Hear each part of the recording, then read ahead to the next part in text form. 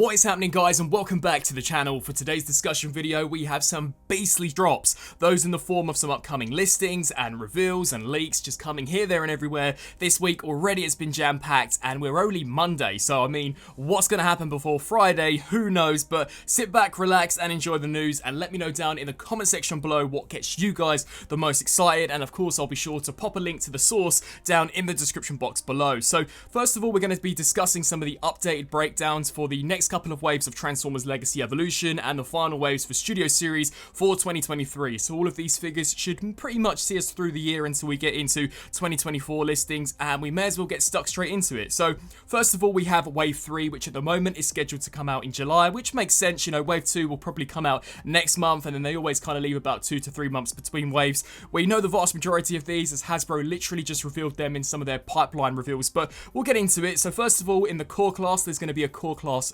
Scar, which is rumoured to be the 6th member of the Dinobots. So for those of you who were wondering who it was going to be, it will be Dinobot Scar, and no, apparently this is not the double dealer minion, as I alluded to in a previous video. There'll also be a Dinobot Swoop, so these core class Dinobots are coming fast, which I think is sick, and a few package refreshes, such as the Kingdom core class Starscream, and a repack of Grimlock, which is coming out in Wave 2 of Legacy Evolution core class. Then we get stuck into the deluxes. Again, we got all of these officially confirmed by Hasbro a few days ago, so it will be Beachcomber, G1 DevCon, Axle Grease, which, unlike what I said in my original thoughts and analysis video, is a deluxe class and is not a Voyager class, and Axle Grease is going to be another Evo Fusion Junkion. So looking forward to seeing as to what they do with that design. You know, these Junkions, we never have any idea where they're going to take them as far as the design aesthetic goes, because they are original designs. So really excited. And then we get a 4th figure, which is a package refresh, but a pretty cool one. It's going to be the Legacy Tarantula. So for those of you who missed out on that figure, great opportunity in picking it up. I think it's one of the best Beast Wars figures that we've seen for quite some time. Then we get stuck into the Voyagers, Nemesis Leo, which is basically just a Nemesis Prime repaint of the Leo Prime that we saw in Wave 1 of Legacy Evolution. And then there's also going to be a Dirge package refresh, which is literally just a reissue of the Coneheads that came in that Earthrise 2-pack. So again, much like Tarantulas, a great opportunity in picking up some of the more elusive releases, especially considering they came out in the dreaded year of 2020. Awesome for you guys who missed out on them first time round. Then we get stuck into leader class, and these are probably some of the more meatier reveals, or at least one of them is, and it is that of an Armada Megatron. Now this is the one that I'm the most looking forward to out of Wave 3. I mean, the others are pretty cool, but Armada Megatron is just going to be so sick. This is our first Armada character which is not a Voyager or a Deluxe, so I'm really looking forward to seeing as to what they do with the increased price point. I'm hoping that we can get a proper Star Saber, as I haven't been a fan of the one that came with the Armada Starscream. And then finally for leader class, there is going to be a Blitzwing package refresh, which will no doubt just be a straight up reissue of the Blitzwing that we saw for Wave 2 of Legacy Year 1.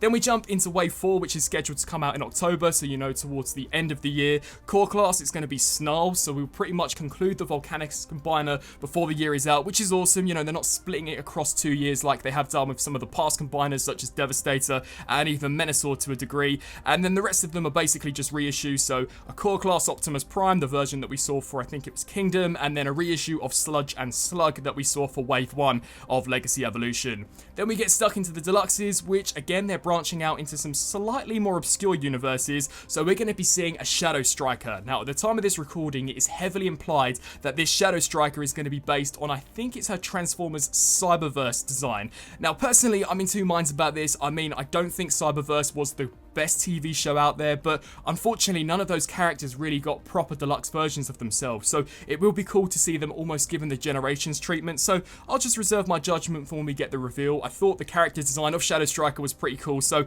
I'm hoping they do something interesting. And talking of some of the more recent animated shows, there's also going to be a deluxe Strong Arm. Now it's not confirmed which universe this is going to be, but considering we're seeing Shadow Striker from the Cyberverse line, I wouldn't mind betting that this is from that kind of Bumblebee Adventures series that came out a few years back. And again, much like Shadow Striker, I thought Strong Arm had a fantastic robot mode design, so I am hoping they take inspiration from that more recent design. And surprisingly, we're getting our 3rd Insecticon, so they will be giving us Bombshell before the year is out. We literally just got Shrapnel revealed, and then we got Kickback in Year 1, so it's cool to see the trio pretty much complete before the year is out. And then there's also going to be, I still can't pronounce the name, Detrius or Detrius, which if I was to bet money on, I'm thinking is going to be a camo repaint of that Studio Series Bug Buzzworthy Jeep Mode Hound that was leaked, I think in October. We've had no news about that guy whatsoever, so that's going to be pretty interesting. And then for Voyager class, pretty cool Voyager assortment. We're going to be finally seeing a Voyager class Junkion, which is going to be cool,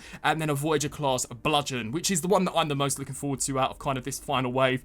And I mean, Bludgeon, I think is definitely going to be either a heavy retool of Tarn or maybe a straight up repaint with a new head sculpt. And you know what? I wouldn't be that fussed because I think Tarn is such an amazing figure, so that's quite exciting. And then for leader class, we are left with a package refresh and then a repaint. We're going to be getting a Prime Dreadwing, which will literally just be a blue repaint of Skyquake that was just revealed, and then a Laser Optimus Prime package refresh from the first wave of Transformers Legacy Year 1. So those are pretty much all of the Transformers Legacy Evolution reveals that we have left to see throughout the year, minus a few exclusives that may pop up here and there. I mean, it's shaping up to be a very jam-packed year, especially with the Studio Series and the mainline of Transformers Rise of the Beasts, which, don't worry, I will get into in just a second.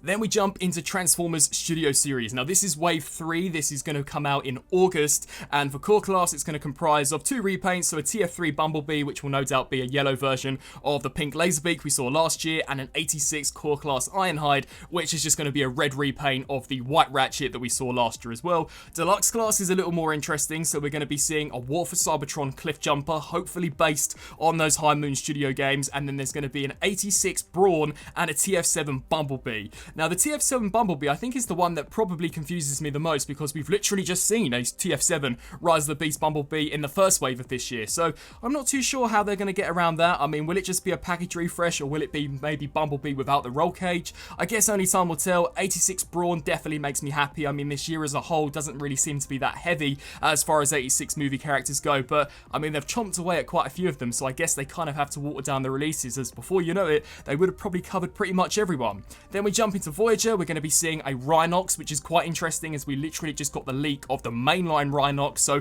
which one will be the better figure? I guess only time will tell. And then there's going to be a War for Cybertron Megatron, which I think is really sick. I know there's an Optimus Prime that's supposedly coming out in Wave 2, so that's very exciting stuff, and yeah, glad that they're going to be finally giving us some updated versions of some of those video game characters. And then we jump into Wave 4, and much like the final wave of Legacy for the year, this also will come out very late, that being in November, and it will comprise of a Core Class 86 Frenzy, which will be a red repaint of the Blue Rumble that we literally just got. There's going to be a TF7 Delta and a TF7 Hydra. No idea as to who those characters are. I mean, potentially it could be the Crocodile that we saw for the gimmick toy line. I guess only time will tell. Another refresh of the TF3 Bumblebee, and then we jump into Deluxe Class, and this confirms some pretty cool entries. So there will be a Studio Series Nightbird. I know there's been quite a lot of you guys that weren't too keen on the mainline Deluxe Nightbird that I recently reviewed for many reasons, you know, whether it be the kibble or that she has an unlicensed vehicle mode. I'm hoping this version is officially licensed. I mean,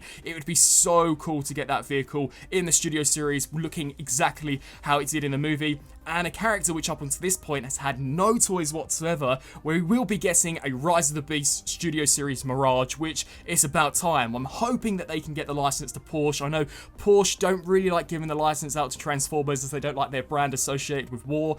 I mean, that's fair enough, but really and truly Hasbro and Paramount shouldn't use the vehicle if they're not able to recreate proper toys out of them, so I'm not too sure if this will be licensed. Again, only time will tell. I mean, they couldn't get the license for Jazz for the Studio Series line, you know, that 86 version, so it does leave me a little reluctant to think this is going to be accurate. But anyhow, there's going to be a War for Cybertron Bumblebee, which will no doubt be a yellow repaint of the Cliff Jumper that we would have seen in a previous wave, and then when we get stuck into the Voyager, it's going to be a War for Cybertron Optimus and an 86 movie Ratchet, which will be a repaint of the Studio Series Ironhide that we saw last year. So pretty interesting. And then for leader class, they're saving some of the best till last. We're going to be seeing an Optimus Primal based on Transformers Rise of the Beasts. You know, honestly, I'm not sure why they didn't give him to us in Wave 1. He really should have been Scourge's wave mate, as the movie is coming, and considering this comes out in November and the movie releases in June, that's quite a lengthy distance between the releases. But anyway, the next figure we're going to be seeing is an 86 Snarl, which if I was to bet, I think is definitely going to come out, or at least appear,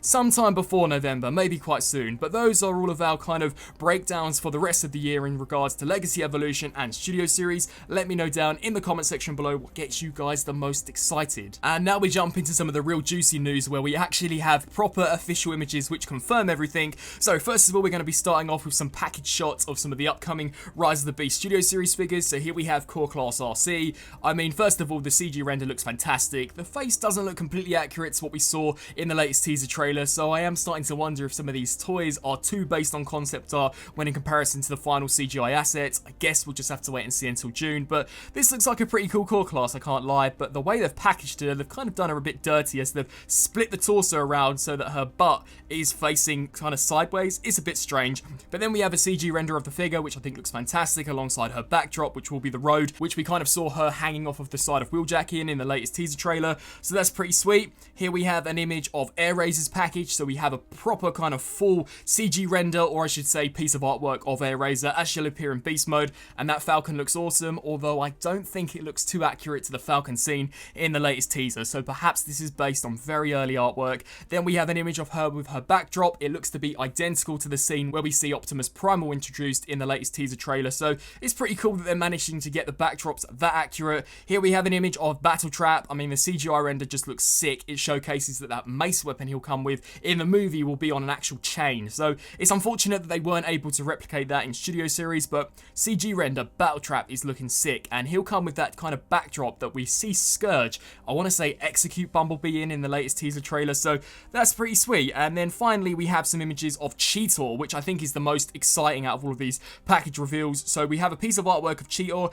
Again, it doesn't look to be that accurate to the Cheetah that we saw in the latest teaser trailer. This does appear to be very early artwork and just the artwork that they'll be using across the board for the promotion of the movie, but still decent enough. And he too will come with the same backdrop that we saw with Air Razor, that being kind of the maximal layer, which is pretty sweet. And then finally, just to wrap this up, we have a few here for Bumblebee. Great piece of artwork on the front, and he will come with probably the most interesting backdrop out of them all, that being this kind of volcanic setting. And I do believe his bio is quite spoiler heavy, so I won't say it here, but let's just say apparently this is going to be quite important to the film. And then we jump into some brand new news, and I mean probably the most exciting news we've seen all year, at least in my opinion, and that is the confirmation that yes, we will in fact be seeing a Rise of the Beasts Voyager class Optimus Prime. You know, all of these listings were coming out and none of them included Optimus Prime, which is just completely bonkers from a marketing perspective, as he is the biggest and the baddest Autobot. Why wouldn't they give us a mainline toy? Well, here we have him, and he showed up at retail, so I guess the announcement for this guy is going to be sooner than we expect. So here we have an image of him in package, looking awesome. I mean, this is the first time that we've seen a proper kind of Generations-esque mainline since Transformers The Last Knight, and to be honest, I think this Rise of the Beast toy line has been some of the biggest we've seen since Dark of the Moon, with all of the gimmick toys, with the Studio Series, with the mainline. They really do appear to be going back to the old days, and I'm absolutely all here for it. And now that I'm old enough to actually do some reviews on YouTube, it's great for me. I cannot wait to be reviewing some more live action movie figures, but the packaging looks fantastic. I really like the artwork on this, but we have to talk about the figure himself. So here we have the Rise of the Beasts Optimus Prime. And it does look cool, it does look decent. There are a few things which I'm not the biggest fan of. Most noticeably would be that the head appears to be way too small for the proportions of the body. So that does seem to be a little unfortunate, but I will reserve my judgment for when I get this figure in hand. I mean, for the most part, it looks good. I'm not the biggest fan of how much grey plastic he has on him. It's kind of this prototype grey. It reminds me of the Revenge of the Fallen leader Megatron that we saw way back in 2009. I mean, had they just spruced a few of the pieces up with some metallic silver, I think it would have looked a lot better, but he does just have a lot of silver / grey on him in the movie, so I guess the toy has to replicate that. And from the front, for the most part, it looks cool. Here we have an image of him from the back, and at least to me, as soon as I saw it, I was like, wow, this is borrowing some of the engineering from the Earthrise Prime, especially with how the front wheels kind of stack up and stow away on the back. So I'll be pretty intrigued to see how the engineering and the transformation works for this guy. But you know what, for the most part, I don't think the back kibble looks too bad at all. It's not as nice, in my opinion, as what we saw from the Bumblebee movie Studio Series version, especially the premium release where it had the nice gunmetal grey on the back. This one does appear to be slightly more transformery, you know, there's not as much detail, but still not too bad. And here we have an image of him in a slightly more dynamic pose, and it's looking to be a pretty articulated Voyager. But then we take a look at a size comparison, and I mean, this guy is just way too small for a Voyager. I'm not sure if these mainline figures are going to be considerably cheaper when in comparison to their Studio Series counterparts, but I would kind of think that they would be, especially if the scale is that different. I mean, this Prime, to be honest, if you compare it to the Voyager Prime, looks like the same size as the Studio Series Ironhide, or maybe a large deluxe class. So, I mean, maybe he'll make up for it in regards to parts count and engineering. I'll just have to wait and see, but he will come with an Iron Blaster, and it's interesting to note that because in the trailer, it appears as if though he's going to have kind of this buster cannon that will transform out of the arm, and apparently the Iron Blaster is retired for the movie. So I think this is probably a case where this guy too is based on some very early concept art, and then we get stuck into the truck mode, which from a frontal perspective I don't think looks too bad. If anything, it kind of reminds me of a Cyberverse truck. There's just something a little cartoonish about it. I think the new front grille piece that he has, you know, that kind of ramming vent thing, should have been picked out in silver. I think that would have looked a little cooler. You know, the fact that it is sculpted into the front of the truck is not as predominant or pronounced as it is in the movie. So I mean, that doesn't look the greatest, and where there's kind of these red gaps, it looks like they should be headlights, but really the headlights are blue on the base. So again, I'm going to reserve my judgment for when I get this in hand, but then we have a back shot of the truck, which, I mean, looks okay. There is a lot of grey plastic, but he does appear to have a trailer hitch, so I'm wondering as to whether or not this will be compatible with some of our more recent trailers, such as the Studio Series 44, or maybe even the Earthrise Prime. Let me know down in the comment section below, what do you guys think of this latest Rise of the Beast Optimus Prime? To be honest, I'm just glad that we're getting an Optimus Prime for the upcoming movie. And then finally, the last bit of news that I have to talk about in today's video is Rise of the Beast mainline Voyager Rhinox. This is Optimus Prime's wavemate. And I mean, this was completely unexpected too. We haven't seen any mainline version or Studio Series version of Rhinox yet. This one, though, is a little more conflicting because we've seen mainline Cheetah and Air Razor, and they appear to be very accurate to how they appeared in Beast Wars, whereas this one looks to be very accurate to that brief glimpse we saw of him in the latest teaser. So it is quite weird to see just how drastic the designs have changed between Studio Series and mainline, yet this one appears to be pretty faithful to how he'll appear in the movie. Again, we're going to have to wait and see. I mean, there's so many unanswered questions for now, but the box art, much like Optimus Prime, I think looks fantastic. You know, you have him in Rhino mode, slap banging center, which looks sick. A CGI design which again looks pretty accurate to how he appeared in the latest teaser. Here we have an image of him in the robot mode, and he comes with 3 accessories, and one of them are the horns of the Rhino, which are removable, and it actually states in the instructions that you can detach them and peg them onto the shoulder, which is a little unusual. I'll be intrigued to see as to whether or not this is kind of cheating as far as the transformation goes. You know, does he actually have them on the shoulder, or is this just a weapon option? I guess only time will tell, but he will come with kind of those spinning Gatling guns that he had in Beast Wars, so that's pretty sweet. Apparently they do actually spin as well. You know, you can move them around, which is awesome. I think if my memory serves me correctly, the versions that came with the Kingdom Rhinox were fixed. I think they were fixed. I could be mistaken. It's been nearly 2 years since I reviewed that figure, but yeah, these weapons look pretty cool, and the robot mode overall, I mean, there's a lot of brown. There just appears to be loads of brown with some of these Rise of the Beast Deluxes. You know, there was loads on Nightbird, quite a bit on Wheeljack, and strangely enough, a little bit on Cheetah as well, so I don't know why there's so much brown, but here we have an image of him in the robot mode, and first of all, I think it's a really nice kind of representation of Rhinox in live action. Immediately you can tell it's Rhinox. Nice head sculpt, looks to be accurate again to that very brief glimpse we see of him in the latest teaser trailer. I love the mechanical detail. I mean, that looks fantastic, and I also love the silver kind of hydraulic pistons he has in the forearms and the shocks that he has embedded within the shins. Those are some really nice details. I cannot wait to see this guy in hand. But then we have an image of him from the back perspective, and well, I mean, it does leave a little bit to be desired. They haven't done much with the Rhino head. It would have been cool had they maybe turned it inside out so it could have stowed within the chest instead of just hanging out of the back. But do you know what? That's how he transformed in Beast Wars. That's how the Kingdom version was. I think that's how the Thrilling 30s version was as well. So maybe it's just the way Rhinoxes are supposed to transform. Again, we'll have to wait and see for the movie. The only thing which kind of perplexed me was the chain detail. He actually has proper chains hanging off of his shoulders, and I have no idea as to why he would have chains. Maybe he's been chained up. I guess it's just something we're going to have to wait and see for the movie. And here we have a close-up image of the head sculpt, which whilst looked good from a faraway perspective,